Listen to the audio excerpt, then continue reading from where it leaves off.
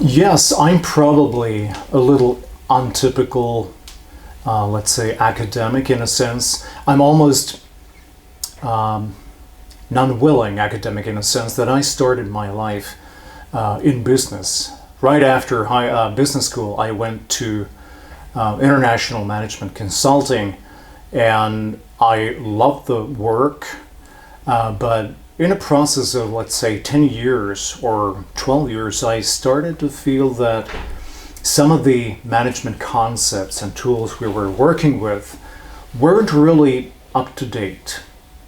It was almost like they were designed for a different era, and I soon realized I would have to go back to my original business school and to do a PhD to learn more about how they could be used today, how theorizing could be done differently for business today. And that's what I did. So I went the other way around. I came from business, and I spent a few very nice years in a business school.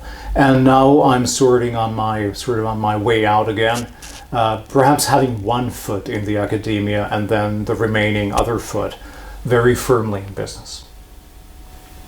The course or the courses I'm teaching in Russia, and have been so for almost 12 years now, always revolve around value creation or value innovation, primarily.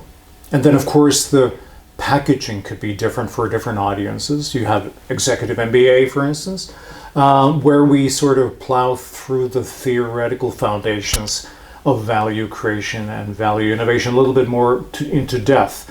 Whereas, let's take business Zoom program, we dive into value creation from a very practical, hands-on point of view.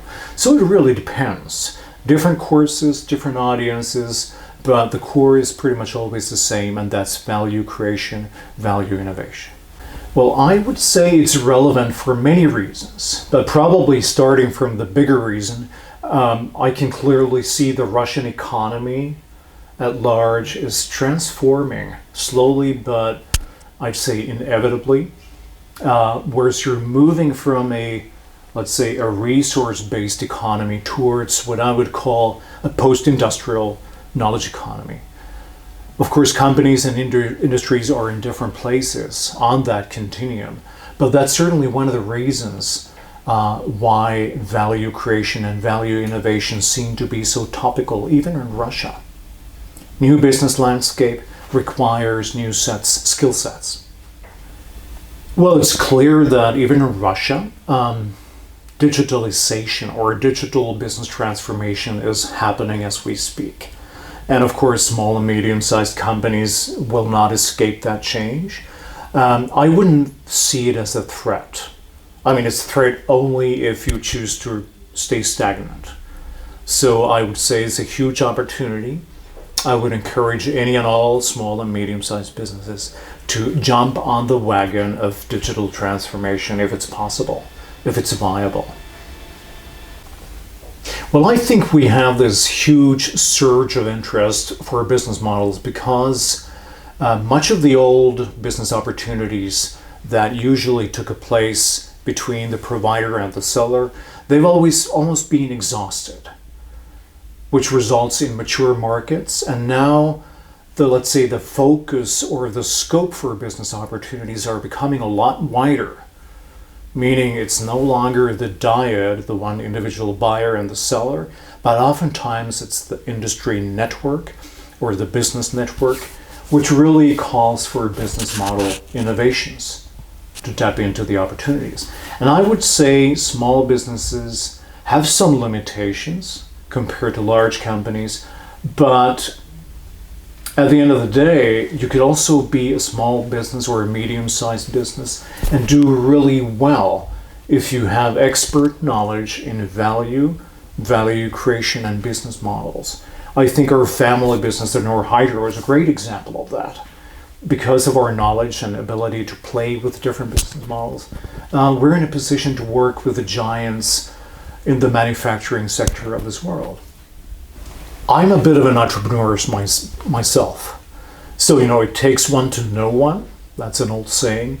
I enjoy working with entrepreneurs, because that means there's a certain sense of dynamic to what you're talking about. It's not some administrative, bureaucratic sense, but it's a live, vibrant, very dynamic sense of developing business, which I enjoy. I thoroughly enjoy that opportunity, and oftentimes I find that in entrepreneurs. I've become a bit of a proponent of, let's say, intrapreneurs as well, internal entrepreneurs in large companies. And I see really interesting people doing very interesting jobs in large companies, helping essentially the large incumbents to change from within. But then again, I think our big companies need also to be aware that they need to enable that kind of transformation. They don't get to red tape operations too much. They will have to have and allow for that freedom a little bit.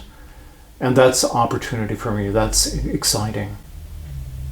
I would say the Russian mentality, the way I understand it, it's actually quite well suited to entrepreneurial activity. You have the curiosity of mind, you have oftentimes bravery to do the unexpected things.